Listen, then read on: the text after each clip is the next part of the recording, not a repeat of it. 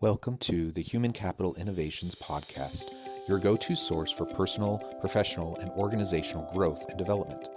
We hope you tune in often for all things people management, organizational development and change, organizational leadership, and social impact related.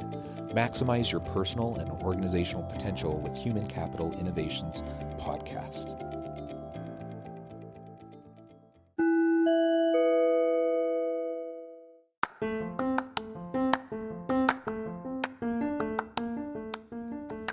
Welcome to the Human Capital Innovations Podcast. In this HCI podcast episode, I talk with Mitadru Day about how to manage a bad manager.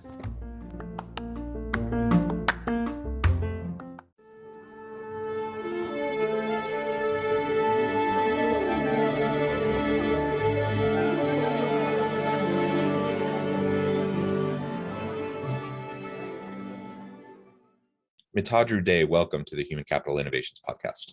Thank you, John. I'm excited to be part of your podcast, and I've been listening to your podcast for months now. So it's a great opportunity. So thank you for inviting me. Oh, thank you so much for joining me. And we've had a bit of challenge and trouble getting together. We've scheduled and rescheduled several times, and it's just been, the craziness of life that has gotten in the way. A variety of just completely unforeseen and unescapable kinds of things that have come up. Right, but I'm glad we're finally able to connect and to have a nice conversation. We'll talk about a variety of things today in relation to your experiences as a leader and transitioning cross-nationally. But I thought overall we could frame this episode in terms of how to manage a bad manager. The reality is we all have been there. We've all been in organizations where we've had managers or leaders that we've butted heads up against. And it seems like sometimes when you're in that situation, you spend as much time trying to manage up and trying to just handle and deal with the politics and the messes that your manager or leader makes as you do actually doing your job and doing the work of managing your team. So we're going to explore, what can we do about that? How can we better manage bad managers and navigate that kind of a tricky scenario? It's a scenario that so many of us find ourselves on a pretty consistent basis. As we get started, I wanted to share Mitadru's bio with everybody. Mitadru Day helps young professionals to achieve their goals without any stress. He is a vice president in a top global financial services institution with 16 years of experience managing and improving the well-being and productivity of employees. His articles on professional development have been published on the Acoustic Post, LinkedIn, and Socially Desi websites. He also has been featured on podcasts to discuss career management. It's just a pleasure to have you join me. Anything else you would like to share with listeners by way of your background or personal context before we dive on in? Firstly, I want to thank all your listeners for listening to this podcast, given people have so many options to do so many other things. So my gratitude to all of you. Apart from what you just said, my mission in life is to help young professionals from 0 to 10 years of experience because there are so many challenges everyone faces and you may not have someone to look up to and talk to. So I am happy to be that person to help people navigate career challenges. Yeah, I think that's great. And it's definitely necessary. And we all need to be thinking about our career development and the people we surround ourselves with, our networks, our mentors, creating our own personal board of advisors, I think is very important. But particularly when you're in that early career stage, getting outside help, such as Mitadru, to assist in thinking through the various options, I think is very, very helpful. Now, before we get into the main topic for today, how to manage a bad manager, I thought you could share a little bit more context about yourself. How did you conceive and execute your mobility to New York from Mumbai? That's one thing I want to explore with you. And then you had mentioned in pre-interview preparation, there's this 5-minute video that changed your life. I would love to hear more about that, if you wouldn't mind describing that for us. Yeah, sure. So I have been always working on self-development maybe last maybe 20 years when I was in school, and I always wanted to learn new things, new application, new tools. So after working for 7 to 8 years in India, uh, then I had a trip to London, and that opened my eyes because I got to meet my stakeholders in person, and I decided, okay, if I want to be in the banking industry, I want to be either in New York or London or Singapore. So when I went back to India from London, I told my manager. My manager said, "Oh, that's great, but you need to give us rationale, like why someone in New York or London would like to hire you." So I said, okay, that's fine. So I actually, come up with a business case, and it has 3 sections. First section, like why I am interested, why I'm a good fit.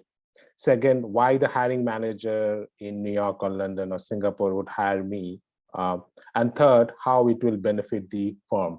So I had this business case with me. It took me 2 years after meeting several stakeholders. And then 2014, I got the opportunity to move to New York from Mumbai. And that has changed my life because after I moved to New York, I expanded my horizon beyond my own self-development and start helping other people around me or across the world because so many mentors helped me in my development. So that changed my life after I moved here and started working with communities. Yeah, that's great. And what about that 5-minute video? What was that? Yeah, so this 5-minute video accidentally, which I saw changed my life in terms of giving me clarity on how to be productive. Because for everyone, productivity is key because that determines how much time you have, given you have limited time um, to contribute at your work. So what happened one day, at work, I started thinking about, I'm in the office for 8 hours, but I don't think I'm working for 8 hours. I'm working for maybe 30%, maybe 20% of the time. And then the mind is going all over the places. So I need something to hold on to or some discipline. So this video, this 5-minute video, it talked about, and there's a question by the speaker asked, like, okay, how much time you work? And everyone said maybe 20%, 30%, 10%. And then he said, do you know who can teach you how to be productive? There was a silence. And then he said, you will need to learn productivity from your child. So I was like, what? From a child, or like children, we need to learn how to be productive. So that was shocking and surprising. And then he said, the reason being, a child doesn't think about worries of the past or doesn't get anxious about the future. So he is always at the present and have maximum energy, though adults are stronger than a child, but you can never match up to the energy. So you need to come up with the discipline to remove worries of the past and anxiety for the future. Then you'll be at the present and you'll be productive. So that was so inspirational, and I didn't know who that person was. So like I started watching that video for 6 months without knowing the name, and then I finally found now my philosophy and spiritual teacher, whom I've been learning for last 6 years. So definitely I would recommend everyone, if you want to know how to be productive, and definitely watch out for resources like the one that I just mentioned. And you can find that on wiseforlife.org. It's about self-management programs. Yeah, I really like that. And as you were describing that bit of advice, I couldn't help but think about my own children. I don't know if you have children, Mitadru. I have 6 children, aging 8 through 17, almost 18. And so they're getting a little bit older, past that young child stage. But as I think back, and I still think about my 8-year-old this way, they certainly, they just move from thing to thing to thing, and whatever they're doing, they're completely focused on it. They give it their full attention, their full energy, until they're done or they get bored, and then they move on to the next thing. And they do that Right, over and over and over again. Yes. And yeah, how much time do we waste in just languishing, in ruminating on the past, in stressing over an unknowable future. Certainly we need to reflect on the past. Certainly we need to prepare for and plan for and be strategic about the future. But if we spend all of our time just stuck in those two worlds, then we don't have enough time to actually do the work that needs to be done in the here and now. And, so we need to be able, one of the, I guess my children wouldn't say it this way. I don't know about the video you watched, if it would frame it this way, but I think in terms of compartmentalizing, like you do have periods of time where you're just going to focus on certain things. Yep. and don't allow yourself to get distracted by all these other outside influences. And that may mean in an 8-hour or a 10-hour workday that 2 hours are devoted towards being productive and getting tasks done. And then maybe a couple hours are going to important meetings, and maybe a couple hours are thinking strategically about the future or whatever. But you can break it up, and you can then focus your time and energy on what's in front of you right in that moment, rather than having everything bleed together and then nothing gets done. Right. I think past and future definitely have a place to plan our day. So when you plan our day, you think about, okay, what is ahead of me to do today, or okay, what happened yesterday. I think once you are in the execution mode, then you can't afford to go back to past or go back to future. So I think that's the line I think we cross most of the times, and it just blurred. And because we have modern day distractions from mobile and email, so yeah, I think as you rightly mentioned that, okay, if we can just like a horse with the blinkers, just focus on what we are doing, it really helps. Yeah, and I do think for the vast majority of adults out there, that our human nature pulls us towards the ruminations on the past and the anxiety and stress on the future. So, I don't think most people as adults need to spend more time doing those things. We need to spend a lot less time doing those things if we hope to be happy, fulfilled, productive, all of that. All right, so all of that's really great, and I appreciate that background to your experience and some of these things that have been impactful to you. Now let's talk a little bit more specifically about how to manage a bad manager. What do you mean by that? Why is that an important skill to develop as we progress throughout our own career?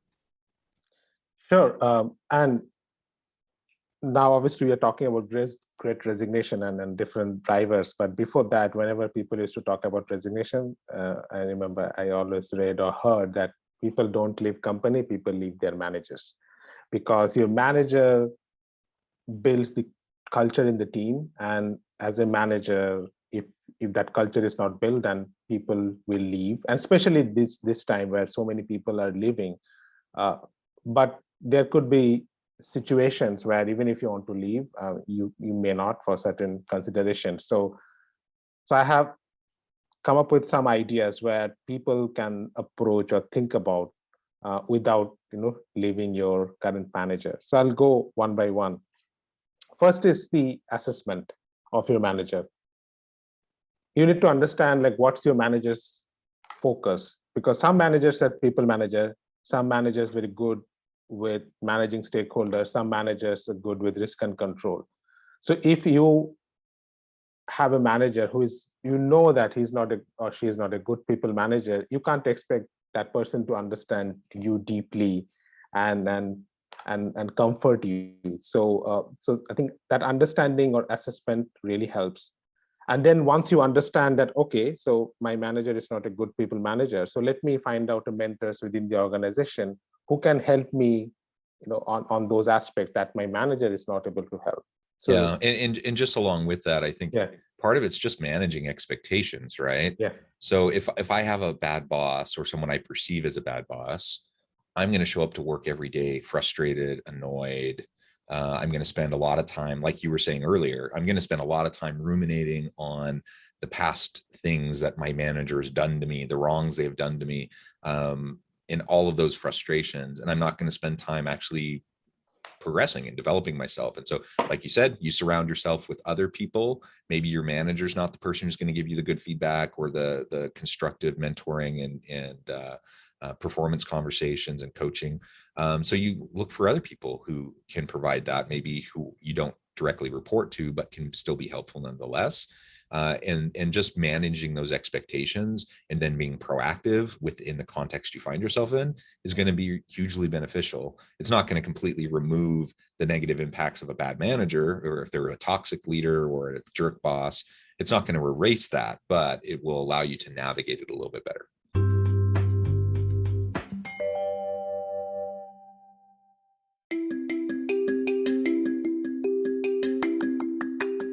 I'm excited to announce the publication of my new book from HCI Press, Bluer Than Indigo Leadership: The Journey of Becoming a Truly Remarkable Leader. Early in my adult life, I learned about an Asian proverb that translates as bluer than indigo. If you think about the color indigo, it is a brilliant, deep, and vibrant blue, what some would call the bluest of blues. To have something that is bluer than indigo is rare and truly remarkable. Contrary to popular myth, there is no one-size-fits-all or cookie-cutter approach to effective leadership.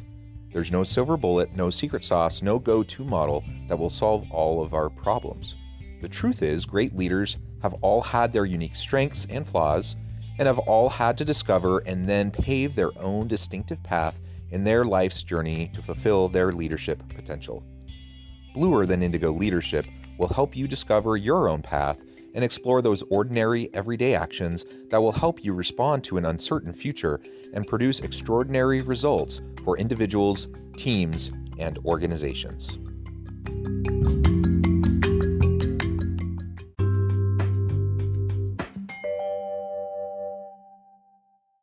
Yeah, I think once you have the right assessment, then and the people react, and if you have a nagging manager or a micromanager, you will smile inside. Okay, oh, okay, he or she is reacting the way I expect, other than being frustrated. So yeah, can I just share a quick story about that? Sure. Yeah. So actually, just this morning, there's been this particular sticky issue that I've been trying to deal with at the university with my a leader that I report up to, and we've been trying to deal with this, and I've been trying to get more information, and they've been kind of evasive and ignoring me, and it's been frustrating. So anyways, I finally get a response that I've been trying to figure out around this issue and trying to get information on. I've been following up repeatedly, no information. Finally, I get a response first thing this morning. I see it there, and the leader's still being evasive. They're still kind of ignoring. And the whole time I'm thinking, my framework is, this is super frustrating. Why can't this person communicate more clearly, more openly? Why can't they be more transparent? Why can't they be more forthcoming and more timely in the information that they're providing? And I feel like the issue at hand is exploiting people on my team, and I want to resolve it. And I feel like that's a very important issue from the standpoint of just integrity, that there's exploitation happening. I want it to get it resolved. I want to treat everyone with dignity and respect. Now, that's how I'm framing it. That's how I'm understanding the situation. The person that I got the email from, he's a good guy. Like he's not I have no doubt in my mind that he's not like intentionally going around trying to exploit people. He's probably not trying to intentionally ignore me. He's probably not trying to intentionally obfuscate or be opaque and not transparent. He's doing that, and it's not helpful, but I know that about it. And I know I've known that for a long time. I've known him for years. And so I know that's kind of his MO, and that's what's going to happen again and again. And so I try just not to get too frustrated by it. I do get some frustration from it, and I still have to push on it because we still need answers. But that reframing in my mind and recognizing, that the way I'm seeing it is most certainly not the way he's seeing it. He's not doing anything intentionally to try to, there's no malicious intent, I guess. He's not trying to specifically hurt anybody on my team. That doesn't remove the potential inequities or exploitation that I see to be in place, and we still need to get it resolved. But just the reframing of that helps me interact with him better. So my first instinct is to fire back an email, kind of an angry email response. That's not going to do anything. It's not going to have any good resolution. It's just going to tick him off, retrench him. He's going to get defensive. But that understanding allows me to communicate with him better. so that we can move towards a mutually agreeable, positive conclusion. So that's what we're trying to accomplish. I'm not magically going to change him. He's not going to, he's kind of has his style, his pattern, and these are the types of things that he does. And I either choose to interface with him and deal with it, or I decide it's too much of a frustration and I leave. I'm not going to do that. So I'm going to deal with it, right? Yep. And my second point is around what you just talked about, is around empathy, right? And because everyone has like bad days, and we have a bad day, our manager may have a bad day, and on that bad day, maybe you are in front of that person and he or she said something which upset you. And it happened with me a couple of times. And I then started thinking about, okay, what if I ask my manager if she's going through some bad phase in her career or something that is bothering her, and maybe that's why she's reacting like that. So again, just taking a step back and understand, maybe, if you were in that person's shoe, maybe you would have reacted in the same manner. So in past, it happened when a couple of times that happened. Again, main thing for any argument is just keep silent, just listen, and before you react. And then I had a discussion with my manager in later, and after she was cooled down, I said, what happened? Is everything is all right? And then she started talking about something else which was bothering her, and that's how she reacted in that way. So I think showing empathy when something like this is happening, when you and that improves the relationship. And I think that also makes the bond between a manager and employee stronger. When one person, I mean, if both can show empathy, that's great. If not, like if one person can't show empathy, that takes the relationship a long way. Yeah, that's excellent. And I agree. I think empathy is super important, to be generous with people. Most people aren't trying to go around hurting others. Most people aren't trying to be jerks. Most people aren't trying to exploit or anything like that. So just trying to think of it from their standpoint, trying to be generous and trying to have some empathy for where they might be coming from. Super important, right? Regardless of the context we're in.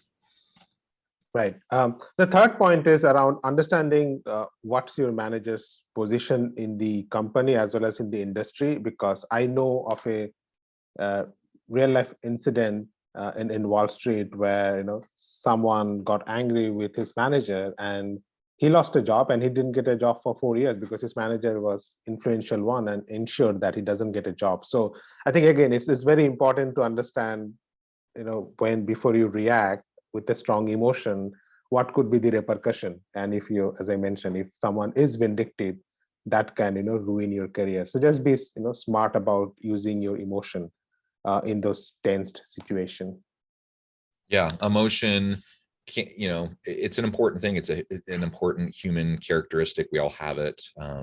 We shouldn't be fearful of our emotions, but we also need to learn to be in control of our emotions, so we can recognize what we're feeling, why we're feeling it. We may be completely justified in feeling what we're feeling, but that doesn't mean while we're feeling those really strong feelings, that's the best time to then further communicate and try to resolve problems or concerns, right? Right. Yeah. And the last point is around objectivity. So what happens is that when we get feedback, and the feedback comes two things. One is the information, another aspect is emotion. So I'll just give you an example. My manager, maybe I have shared a presentation with my manager, and my manager told me, oh, this is bad because your font is not consistent, and this image is bad, and this is not the right message and communication.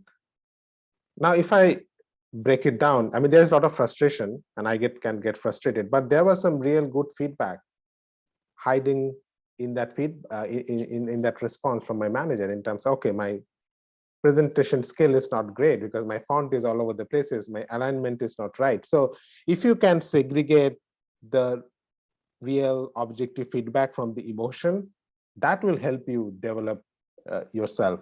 So again, just to think about objectively when this situation happens, even if on the surface it's bad, it is maybe humiliating, maybe, but there can be certain points which will help you to make you a better professional. Yeah, those are all great tips. And I really like it just because those are all very proactive things we can be doing within our current situation. Sometimes we have the option of moving and going to a different organization. And if you're in a toxic environment, if you're in an environment where your boss is a jerk and abusive and you have no opportunity for progression in your career, then yeah, it's going to be time to go. And I'm all for people, especially in this labor market. You have options, like go find a better fit for you. That's great. But we don't always find ourselves in that situation. We can't always just make a jump or a move to somewhere else. And a lot of times we find ourselves in a situation where we have to deal with the same bad manager for months or years. And we either can figure out how to be more proactive about effectively managing that situation, or we're just going to be miserable and continually butting our head up against the wall, which isn't healthy for anybody, right? Yeah, that's right. And you never know, because you may move from one organization to another, because you don't know that your next manager won't be as bad as this manager, because that you don't have control. And how many times you can change your jobs just because you're manager. So again, as you rightly mentioned, I mean, someone is doing something unethical and integrity, I mean, that's a different problem. But all these soft skill issues, I think with time and practice, one can easily, manage your manager. Yeah. Wonderful. Well, Mitadru, it has been a pleasure. I note the time and we're getting close to the end of our time today, but before we close, I wanted to give you a chance to share with listeners how they can get connected with you, find out more about your work, your team, and then give us a final word on the topic for today. Yeah, sure. So people can reach out to me on LinkedIn. I have a unique name, Mitadru Day. It's one and only in the world. So you can just type in and you should be able to find me on LinkedIn. One thing I definitely suggest is that when you reach out to me on LinkedIn, it would be great if you can send them like why you want to connect with me on LinkedIn. That will be very helpful. So yeah, I am available as a pro bono career coach. You can reach out to me. Even if I can't help you, I always find people who can help you. So as I mentioned, my mission is to help people to improve their self-development. And just to wrap up the theme of today, like we talked about how to manage a bad manager. So it all starts with you. Before we start blaming the world, we need to see what we can do to manage the situation, because that's in our control. So think about that. And last thing I would say, when you become manager, don't make the same mistake, because one day or now you may be managing people. So again, it's also reflect that if you are exhibiting the same behavior as your bad manager, because then your employees are thinking about you as you're thinking about your manager. That's a good point. And we can learn from the modeling of effective and good leaders and managers from what they do. Right. We can also learn from bad managers and learn what not to do. And so let's not perpetuate poor and unhealthy patterns, right? So when we move into a leadership role, sometimes, whether it's an intentional mindset or not, sometimes we just think, well, I had to deal with it when I was a lowly employee and my managers treated me that way. That's kind of a rite of passage. And now, I'm going to lead the same way. And that's just paying your dues, right? That's not a good way to think about it. And so let's try to be more healthy and proactive and positive in our approach, and change the things that are less helpful and unhealthy. And just over time, we can grow and help our organizations become better and better. Well, Mitadru, it has been a real pleasure talking with you today. I encourage listeners to reach out, to get connected, find out more about what Mitadru can do for you. And as always, I hope everyone can stay healthy and safe, that you can find meaning and purpose at work each and every day. And I hope you all have a great week.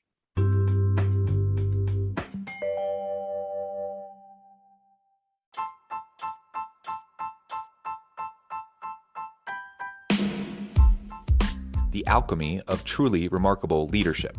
Ordinary, everyday actions that produce extraordinary results. Consider how the nature of work has shifted over the past 50 years. With increased globalization, rapid technological advancement, and the shift in economic composition, the average job of today looks very different than the average job of 50 years ago. What will the jobs and organizations of tomorrow look like? Moreover, what does this all mean for organizational leaders? What are the core competencies and capabilities of organizations and their leadership that are prepared for continued disruption and geopolitical and socioeconomic shifts? Regardless of what the future holds, increasingly, leaders need to be socially minded, data-driven, decisive, champions of talent, and disruptors of the traditional notions of leadership, teams, organizations, and work. The alchemy of truly remarkable leadership will help you to explore your own leadership competencies and capabilities and consider ways to apply and implement them into your workplace and personal life.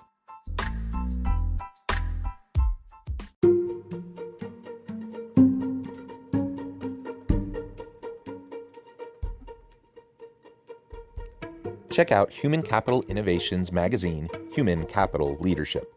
Human Capital Leadership is a free, interactive e-magazine with the mission to help individuals, leaders, and organizations find innovative approaches to maximize their human capital potential. We publish issues quarterly in August, November, February, and May. Take a look at the latest issue and let us know what you think.